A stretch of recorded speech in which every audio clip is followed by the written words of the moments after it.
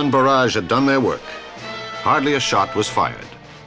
The town lay open, shocked, and silent. The Italians were happy to surrender. Again, the German withdrew.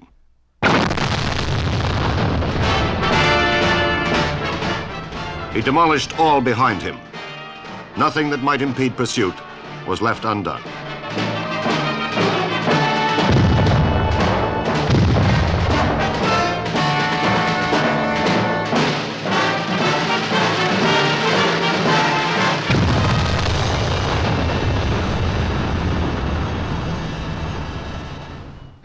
The advance depended now upon the engineers. The pressure of pursuit must be maintained, lest the German form up in strength across the narrow boot.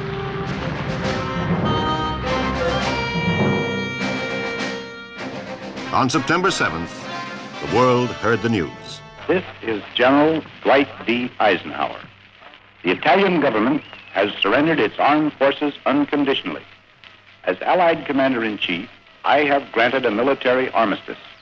The armistice was signed by my representative and the representative of Marshal Badoglio, and it becomes effective this instant.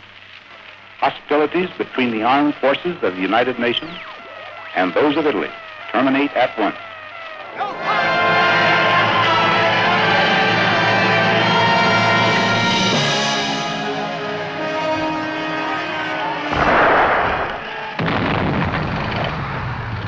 The announcement was timed to coincide with a great new assault from the sea.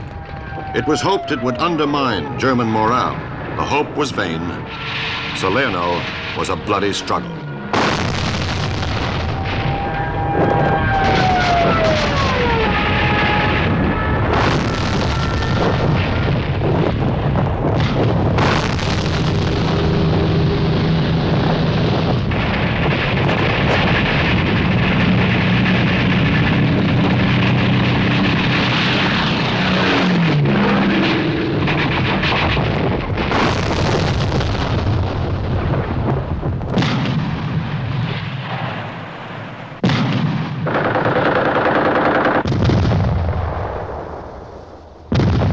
The German, it was clear, had no thought of giving up Italy.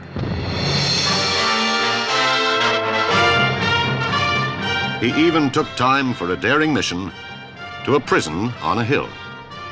The deposed Italian leader Mussolini was set free.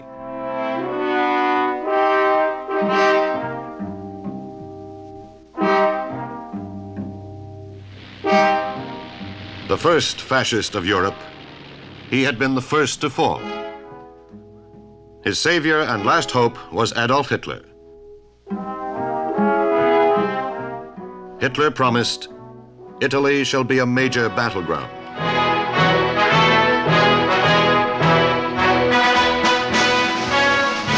Rapidly, they built their strength. Their commanders were clever and tough.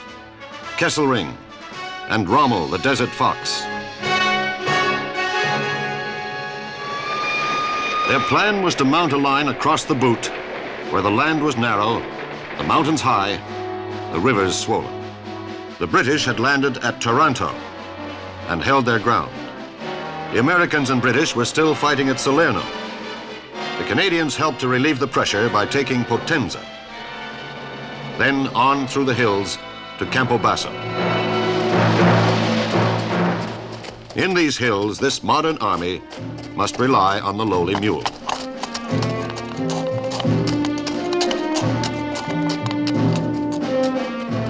On October 13th, they came to the end of this hard road.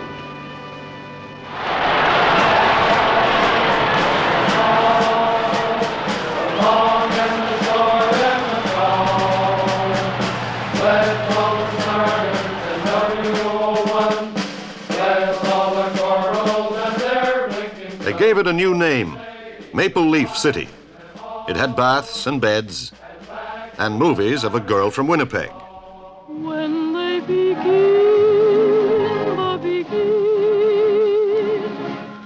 oh yes, let them begin, make a start till the stars of the morning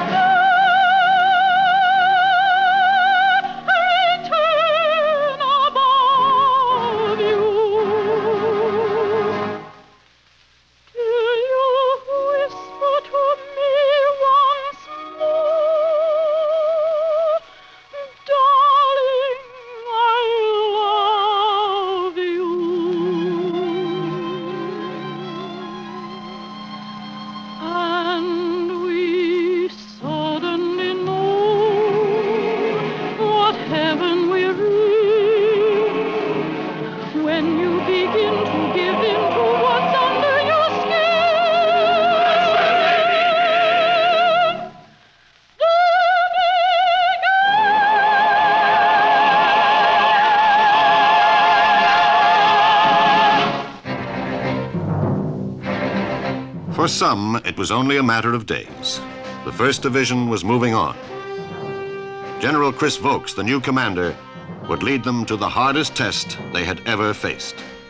The anchor of the German line on the Adriatic must be dislodged. The Canadians must cross the Sangro, then the Morro, to San Leonardo and Ortona.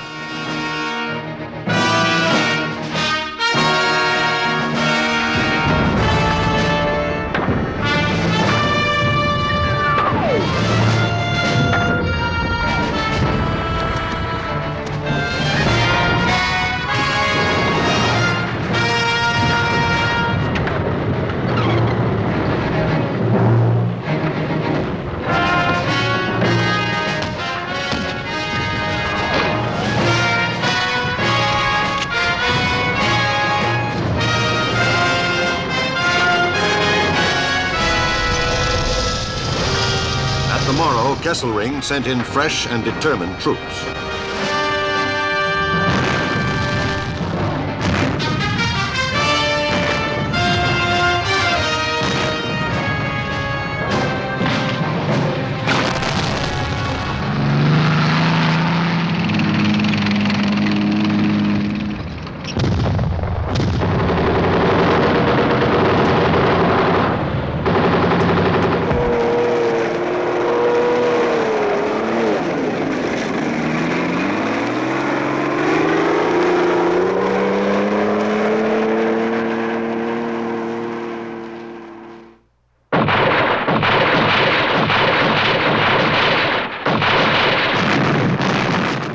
The Germans held for 4 days in constant fighting.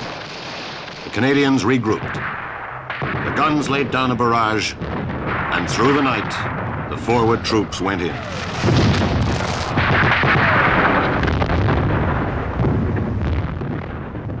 At dawn, the word came back.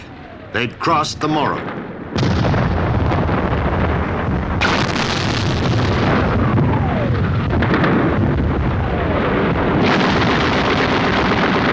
In strong points still, the Germans held.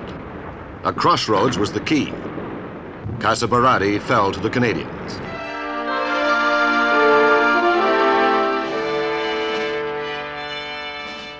The men now looked to a gully swarming with more fresh Germans. The watches were set for dawn.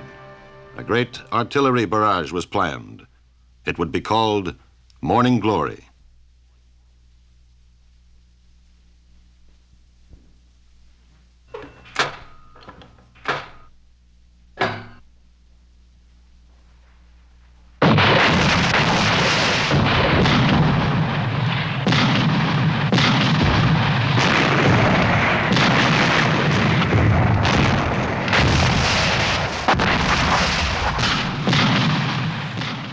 Morning Glory did its work.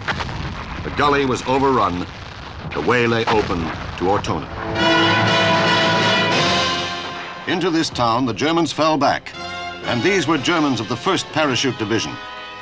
The town would be defended. The worst was still ahead.